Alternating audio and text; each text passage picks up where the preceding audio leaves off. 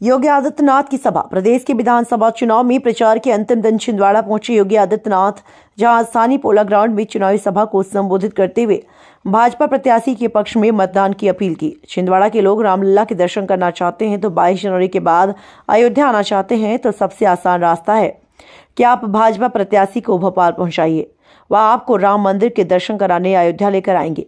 उन्होंने कहा, इतने साल तक यहाँ कांग्रेस का शासन रहा, लेकिन छिंदवाड़ा की हवाई पट्टी देखिए, बहुत ही छोटी सी हवाई पट्टी है। यहाँ कैसे विकास मॉडल है?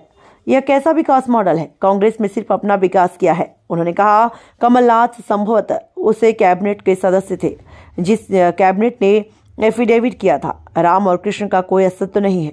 उन्होंने सनातन धर्म के अस्तित्व पर सवाल किया है। कांग्रेस इस देश की समस्याओं का मूल है।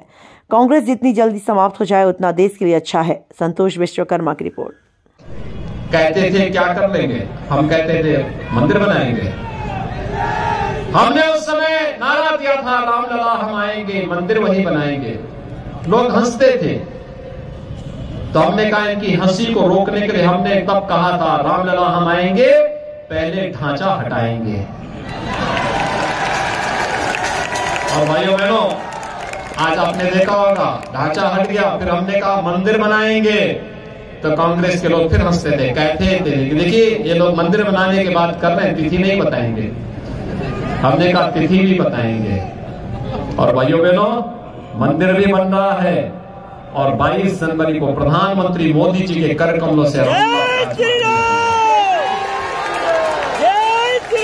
छिंदवाड़ा के आप सभी कार्यकर्ता और आप सभी नागरिकगण अयोध्या में दर्शन करने के लिए 22 जनवरी के बाद आने के इच्छुक है ना? आने के इच्छुक है ना? तो सबसे आसान रास्ता है, विवेक बंटी साहू को चुनाव जिता करके भेज दीजिए, इनको भोपाल भेजिए, ये अपने आप ही आपको वहां अयोध्या ले जाने की तैयारी कर देंगे। सहमत हैं? सभी लोग सहमत हैं? सभी लोग? तो भाइयों बहनों, ये इस चुनाव की अंतिम सभा है। IIM, AIIMS, highway, railway, rapid rail, metro नए बन रहे हैं, एयरपोर्ट बन रहे हैं।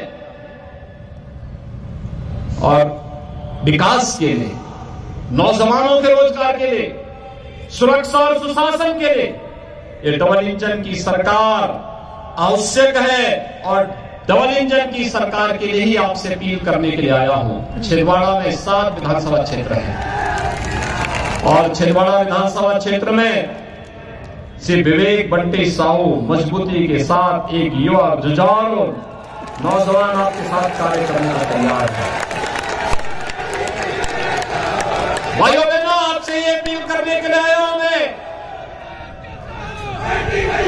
विवेक बंटी साहू को चुनाव जिता करके भेजिए, कांग्रेस को संदेश दे दीजिए, अब धोखा नहीं हो पाएगा।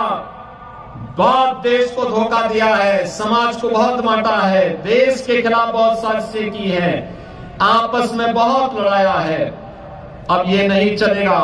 अब तो हम लोग आर पार की लड़ाई लड़ रहे हैं, देश की एकता और अखंडता के लिए, देश की समृद्धि के लिए, भारत को दुनिया की सबसे बड़ी आर्थिक महाशक्ति बनाने के लिए। और इसके लिए डबल इंजन की सरकार मध्य प्रदेश में आवश्यक है। भाइयों बहनों, जब हम लोग अयोध्या राम मंदिर आंदोलन चलाते थे, समाप्त करके प्रधानमंत्री मोदी जी ने किया। कांग्रेस ने नक्सलवाद दिया। मोदी जी के नेतृत्व में कांग्रेस के द्वारा दिए गए नक्सलवाद की समस्या का समाधान आज प्रधानमंत्री मोदी जी और गृह मंत्री अमित शाह जी के द्वारा कर दिया गया है। भाइयों बहनों, कांग्रेस ने अलगाववाद दिया, भारत ने अलगाववाद की समस्या की जड़ है कांग्रेस। लेकिन भारतीय जनता पार्टी ने अलगाववाद की समस्या का समाधान भी किया।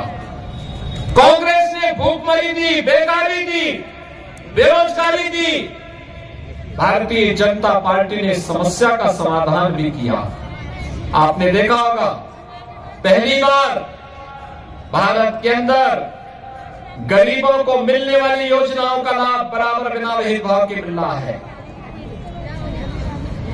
देश के अंदर 10 करोड़ गरीबों को शौचालय मिल गए, 4 करोड़ गरीबों को आवास मिल गए, 10 करोड़ लोगों को रसोई गैस के कनेक्शन मिल गए, 50 करोड़ लोगों को देश के अंदर स्वास्थ्य बीमा का, आयुष्मान भारत का कवर मिल गया। कोरोना कालखंड में 80 करोड़ लोगों को 3.5 वर्ष से फ्री में राशन की सुविधा का लाभ भी मिल रहा है और आगामी 5 वर्ष तक इसे चालू रखने के लिए प्रधानमंत्री जी ने घोषणा पहले ही कर दी है। भाइयों बहनों, मैं सबसे पहले आप सबको आज भैया दूज का पावन पर्व है, इस अवसर पर इस पावन पर्व की हृदय से बधाई देता हूं। भाइयों बहनों, आज प्रातः काल आपने देखा होगा देश के यशस्वी प्रधानमंत्री आदरणीय श्री नरेंद्र मोदी जी झारखंड की धरती पर जाकर के जनजातीय दिवस के अवसर पर भारत माता के महान सपूत, महान स्वतंत्रता संग्राम सेनानी भगवान बिरसा मुंडा को श्रद्धांजलि देने के लिए स्वयं वहां पहुंचे थे। इस अवसर पर जनजातीय दिवस आयोजन के कार्यक्रम में प्रधानमंत्री जी ने देश के नाम अपने महत्वपूर्ण संदेश में देश के जनजातीय समुदाय के उत्थान के लिए किए जा रहे प्रयासों और परियोजनाओं का लोकार्पण भी किया। जनजातीय दिवस के अवसर पर देश भर के सभी जनजातीय समुदाय भाई बंधुओं के प्रति मैं हृदय से बधाई देता हूं, अपनी शुभकामनाएं देता हूं। भाइयों बहनों, सोमनाथ मंदिर के पुनरुद्धार का कार्य हो, सुंदरीकरण का कार्य हो, या फिर महाकाल के महालोक की अनुभूति,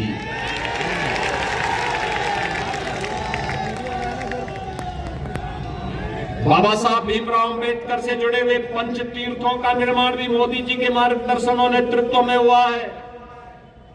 और यही नहीं, 500 वर्षों का इंतजार समाप्त करके अयोध्या में भगवान राम के भव्य मंदिर का निर्माण। क्या कांग्रेस कर पाती? क्या भाइयों बहनों, कांग्रेस के नेताओं ने तो कहा था कि राम और कृष्ण हुए ही नहीं। संभवतः कमलनाथ जी भी उस कैबिनेट के सदस्य थे जिस कैबिनेट ने एक एफिडेविट दिया था सुप्रीम कोर्ट में कि राम और कृष्ण हुए ही नहीं। यानी वे राम और कृष्ण के अस्तित्व पर प्रश्न खड़ा करते हैं। यानी इसका मतलब सनातन धर्म के अस्तित्व पर प्रश्न खड़ा करते हैं, हमारे अस्तित्व पर प्रश्न खड़ा करते हैं। भैया बहनों, भारत के अस्तित्व पर प्रश्न खड़ा करती है कांग्रेस, और इसीलिए मैं कहता हूं कांग्रेस देश की समस्या का नाम है, देश का बोझ बन चुकी है कांग्रेस। इससे जितनी जल्दी मुक्ति पा सकोगी भाइयों बहनों, उतनी जल्दी विकास तेजी के साथ आगे बढ़ेगा, उतनी तेजी के साथ आगे बढ़ेगा। याद रखना, उत्तर प्रदेश विकास इसलिए कर रहा है क्योंकि उत्तर प्रदेश विधानसभा में 403 विधायक चुने जाते हैं और 403 में कांग्रेस के केवल 2 सदस्य हैं, मात्र 2। भाइयों बहनों, मैं आप सबसे ये अपील करने के लिए आया हूं, प्रधानमंत्री मोदी जी के नेतृत्व में देश और शिवराज सिंह चौहान जी के नेतृत्व में मध्य प्रदेश ने पिछले 20 वर्ष में विकास की नए नए प्रतिमान स्थापित किए। आज मेडिकल कॉलेज बन रहे हैं, IIT, IIM, AIIMS, highway, railway, rapid rail, metro.